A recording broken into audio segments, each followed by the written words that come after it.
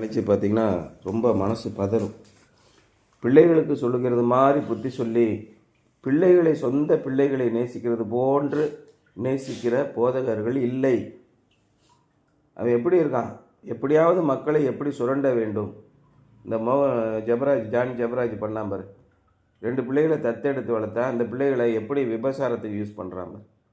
இது போன்ற போதகர்கள் தான் நிறைய பேர். போதகர்களை லாட்ஜில் பிடிக்கிறான் விசுவாசிகளோடு. அதான் பவுல் சொல்கிறார், கிறிஸ்துவுக்குள் 10,000 போதகர்கள் உங்களுக்கு இருக்கிறார்கள், ஆனால் தகப்பன்மார் அநேகர் உங்களுக்குள் இல்லையே. அங்கே ஒன்று இங்கே ஒன்று தான் இருக்கிறீங்க அப்படின்னு சொல்கிறார். பவுல் வாழ்ந்த காலத்திலிருந்தே இதே பொழப்பு தான் இவனுங்களுக்கு. அதுக்கு தான் அவர் என்ன சொல்கிறாரு, இந்த வசனத்தை படித்து பாருங்கள். அந்த 5ஆம் அதிகாரம் 10ஆம் வசனம். இந்த உலகத்தில் விபசாரக்காரர், பொருளாசைக்காரர், கொள்ளைக்காரர், விக்கிரக ஆராதனைக்காரர் இவர்கள் எல்லாம் இருக்கிறார்கள். ஆனால் அவர்களோடு நீங்கள் கலந்திருக்கக்கூடாது என்று நான் எழுதவில்லை. இந்த உலகத்தில் உள்ளவர்கள் அறியாமையினாலே இயேசு கிறிஸ்துவின் அன்பையும் அவருடைய நியாயத்தையும் பற்றி தெரியாததினாலே பொருளாசி உள்ளவர்களாக வாழ்கிறார்கள், விபசாரம் உள்ளவர்களாக வாழ்கிறார்கள். கோயிலை கொள்ளையடிக்கிறவர்கள் எங்கே இருக்கிறார்கள்? நம்ம சர்ச்சில் இருக்கான். 135 கிலோ பெல்லை தூக்கிட்டு போய் விற்றுவிட்டான், காணோம். இங்கிலாந்துலேருந்து வந்த பெல்லு, அதை திருடி தின்றுருக்கான் ஒருத்தான். அவனும் ஆண்டவரே உண்மை துதிக்கிறேன் ஐயான்னு சொல்லிக்கிட்டு இருக்கான். கொள்ளைக்காரனாயாவது திருடனாயாவது, திருடன் பூரா கிறிஸ்தவன் தான். தெளிவாக எழுதுறா இருப்பார். பொருளாசைக்காரர், கொள்ளைக்காரர். உலகத்தில் உள்ள மக்களோடு நீங்கள் பேசுங்கள், அவர்களுக்கு இயேசுவின் அன்பை காண்பியுங்கள், உங்களுடைய நண்பர்களுக்கு காண்பியுங்கள். ஆனால் நம்ம சர்ச்சில் அதான் போட்டிருக்கார் 11ஆம் வசனம். சகோதரன் என்று சொல்லப்பட்ட ஒருவன். சகோதரன்னா யார்? இயேசு கிறிஸ்துவை ஏற்றுக்கொண்டேன், அவருடைய இரத்தத்தை நான் அறிக்கையிடுகிறேன், அவருடைய மாம்சத்தை நான் புரிக்கிறேன்.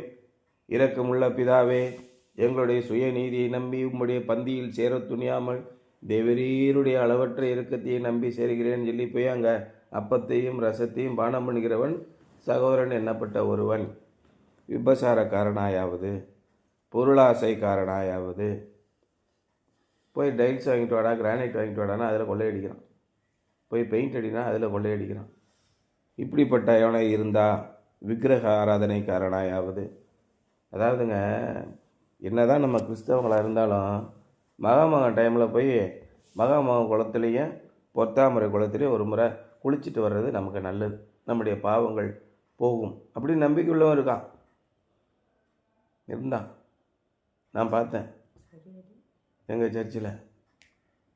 இன்றைக்கி 0வாக இருக்கும். பார்த்துட்டேன் நான் என்னுடைய வாழ்க்கையில், இந்த 30 ஆண்டுகால இந்த சபை வாழ்க்கையில் யார் யார் எங்கே இருந்தான்னு பார்த்துட்டேன். துணிகரமாக செய்கிறான் பாவத்தை. விக்கிரக ஆராதனை காரனாயாவது, உதாசீனாயாவது, அதெல்லாம் எங்களுக்கு தெரிய வேலை மயிரை பார்த்துட்டு போடா அப்படின்னு சொல்லுவேன். நிறைய பேர் கிறிஸ்தவனை நான் பார்த்துருக்கேன். போதகர்களை பார்த்துருக்கேன், செக்ரட்டரி பார்த்துருக்கேன், ட்ரெஷரர் பார்த்துருக்கேன், மூப்பர்கள் எல்டர்ஸை பார்த்துருக்கேன், சகோதரர்களை யங்கர்ஸ் பார்த்துருக்கேன், கூட பிறந்தவர்களே பார்த்துருக்கேன்.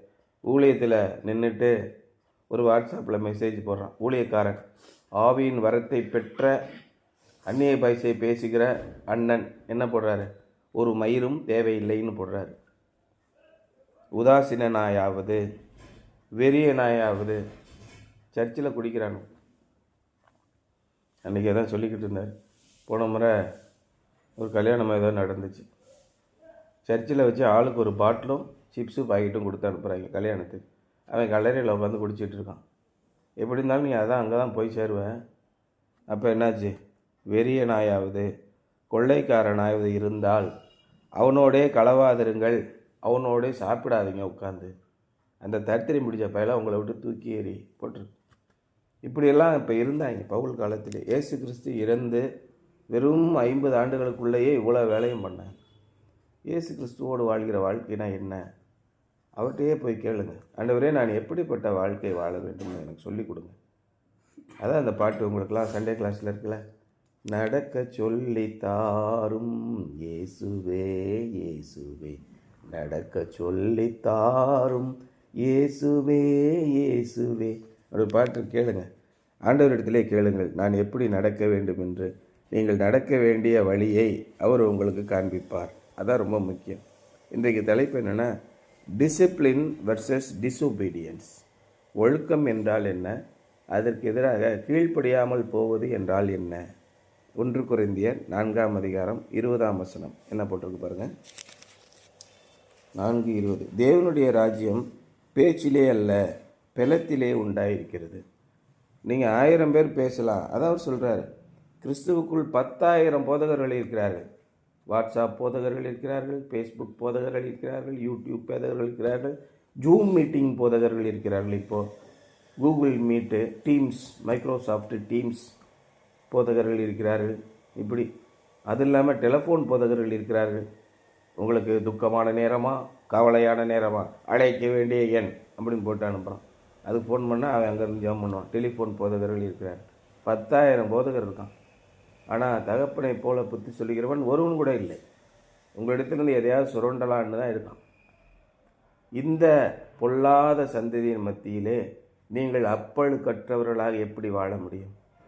தேவனுடைய ராஜ்யம் பேச்சிலே அல்ல, பேச்சில் அல்ல, செயலில் நன்றே, இயேசுவை வாழ்வோராய் காட்டுங்களே. அதான் அந்த பாட்டு. அந்த பக்தன் அவ்வளவு ஆழமாக பாடுகிறான். அந்த பாடல்களை நீங்கள் மியூசிக் போடுங்க, கீபோர்டில். அப்போ உங்களுக்கு உள்ளமும் மனதும் சுத்தமாகும். நீங்கள் பாடங்களை படிக்கும்போது அதிகமான கவனத்தில் செலுத்த முடியும்.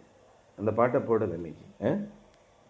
The kingdom of God is not a matter of talk but of power. நீங்கள் வல்லமை மிகுந்தவர்களாக மாறுவீர்கள். இயேசு கிறிஸ்துவின் வல்லமை உங்களிடத்திலே இருந்தால் நீங்கள் நிச்சயமாக வல்லமை உள்ளவர்களாக மாறுவீர்கள். Pride is a terrible thing in the Christian life and in the church. பெருமை நமக்குள்ளே வந்துவிட்டால் கிறிஸ்தவருடைய வாழ்க்கையிலும் நம்முடைய சபையிலும் அது மிக பயங்கரமான காரியத்தை உண்டாக்குகிறது. The yeast of sin.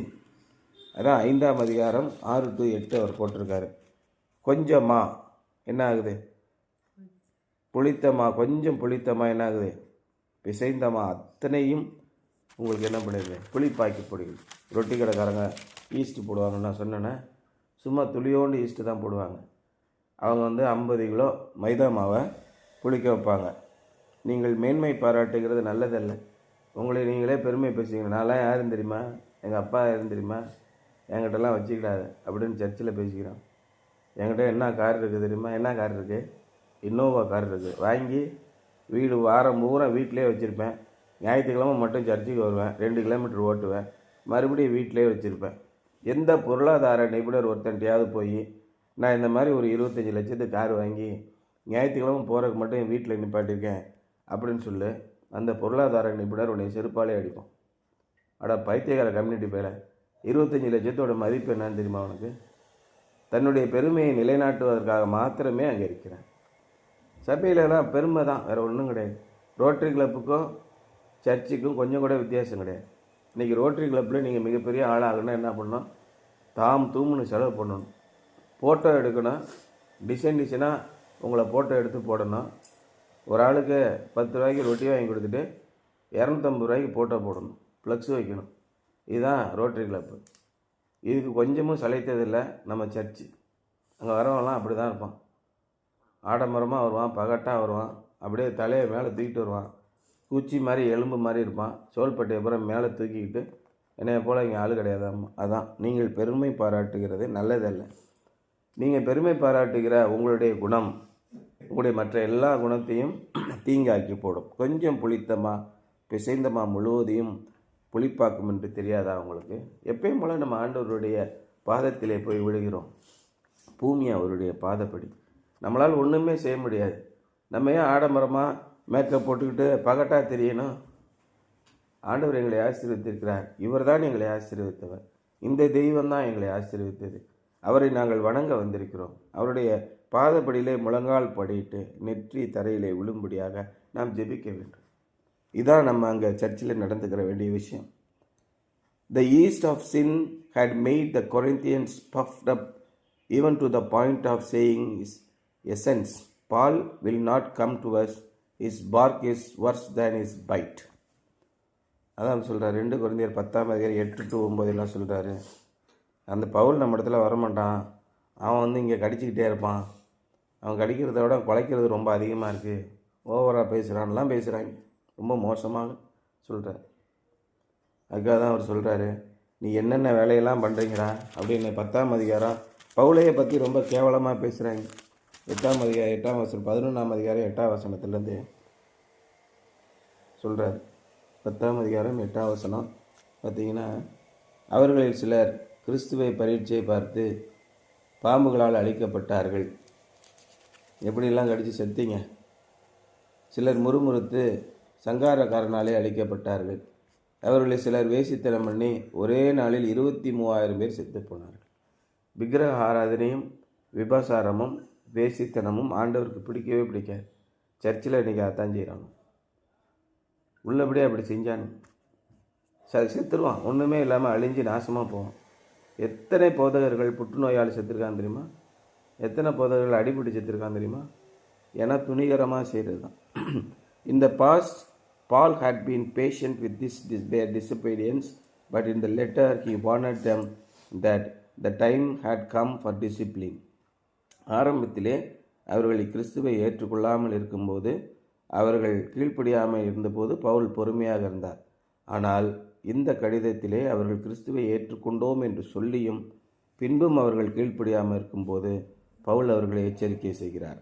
Paul was not like the tolerant modern mother who shouted at her spoiled son, "This is the last time I'm going to tell you for the last time."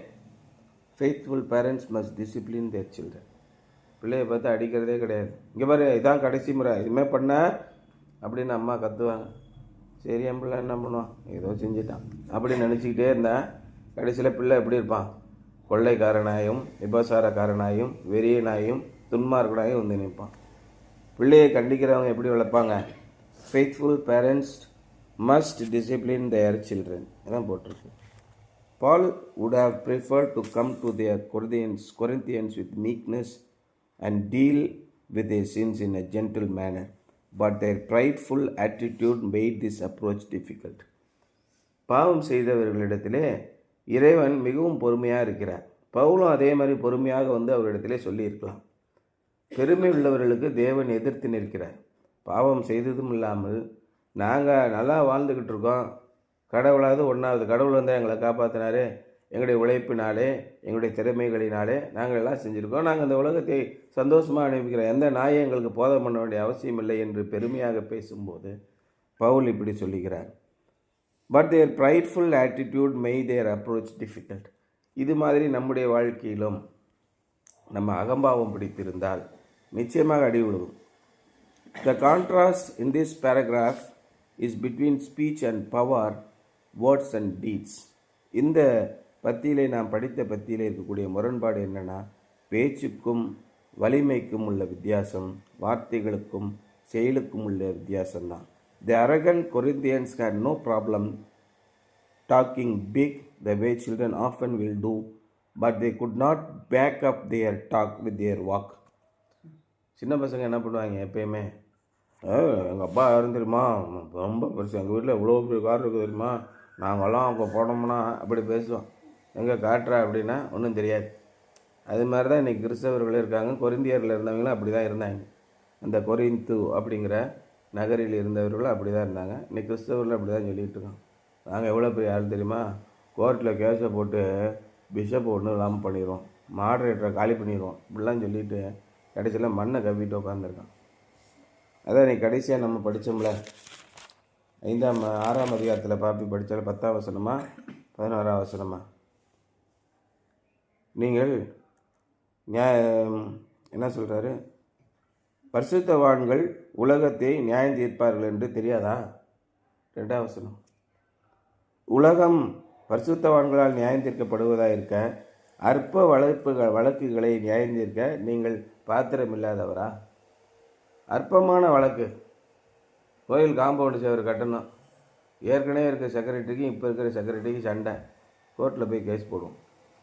ஏன் அவங்க ஏசுநாதர் என்னையா செத்துட்டாரான்னு கேட்பாங்க கோர்ட்டில்.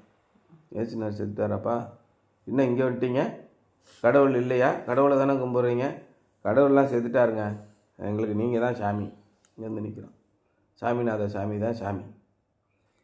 கடைசியில் சாமிநாதன், கோவிந்தராஜ் 2 பேரை மாடரேட்டருக்கு பதிலாக போட்டாங்க. அவங்க தான் சர்ச்சை ஆண்டாங்க. எப்படி சூப்பராக இருக்குல்ல? இந்த 2வது வசனம் எல்லாருக்கும் தெரியும். சகோதரன் எண்ணப்பட்ட ஒருவன் அதான் மேலே போகிறார். திருடனாயாவது கொள்ளைக்காரனாயாவது இந்த பயலுவ அத்தனை பேரும் அப்படி தான் இருக்கான். இயேசு கிறிஸ்துவின் நம்பிக்கை இல்லாதவர்கள் தான் இயேசு கிறிஸ்துவின் சபையிலே இருக்கிறார். இவங்களை போய் நீங்கள் என்னன்னு செய்வீங்க? இவங்களை பார்த்து எச்சரிக்கை உள்ளவர்களாக இருங்க. அதான் இயேசு இருக்கும்போது, உயிரோடு இருக்கும்போது என்ன சொன்னார்? அவர்கள் சொல்வதின்படி செய்யுங்கள், அவர்கள் செய்வதின்படியோ செய்யாதிருங்கள். அவன் பேச்சு நல்லா ஆண்டவரை பற்றி பக்தியாக பேசுவான். கிறிஸ்துவுக்குள் உங்களுக்கு 10,000 பேர் போதகர் இருக்கான். தகப்பனை போன்று என் பிள்ளைகளுக்கு தேவைன்னு சொல்லவே அநேகர் இல்லை. இதான் இன்றைக்கி சொல்கிறார். அவங்களுக்கு ஒழுக்கமே இல்லை, கீழ்ப்படியாமையும் இல்லை. Their religion was only in words. Paul was prepared to back up his talk with the power, with deeds that would reveal their sins and God's holiness. தேவனுடைய பரிசுத்தம் என்றால் என்ன? மனிதர்களுடைய அசுத்தம் பாவம் என்றால் என்ன? ரெண்டையும் பிரித்து காண்பிக்கிறார். எந்த மனிதனும் ஏற்றுக்கொள்ளாத காரியத்தை இவர்கள் செய்கிறார். அதான் அன்றைக்கி நான் 4ஆம் அதிகாரம் தான் அன்றைக்கி நம்ம பேசிகிட்டு இருந்தோம்ல. உலகத்திலே இல்லாத அசுத்தத்தை கிறிஸ்தவர்கள் செய்தார்கள். 5ஆம் அதிகாரம் 1ஆம் வசனம் பாருங்கள். உங்களுக்குள்ளே விபசாரம் உண்டு என்று பிரசித்தமாய் ரொம்ப ஃபேமஸாக சொல்லிக்கிட்டு இருக்காங்களே, அந்த ஊரே கேவலமான ஊருங்க. தாய்லாந்து மாதிரி, கோவா மாதிரி, பெங்களூர் மாதிரி. எதற்கு பிரபலம்னு கேட்டிங்கன்னா விபசாரத்திற்கு பிரபலமான நகரங்கள். என்ன சொல்கிறான்? உங்களுக்குள்ளே விபசாரம் உண்டு என்று பிரசித்தமாய் சொல்லப்படுகிறதே, ஒருவன் தன் தகப்பனுடைய மனைவியை வைத்து கொண்டிருக்கிறானே. இதை ரொம்ப பெருமையாக பேசிக்கிறான்.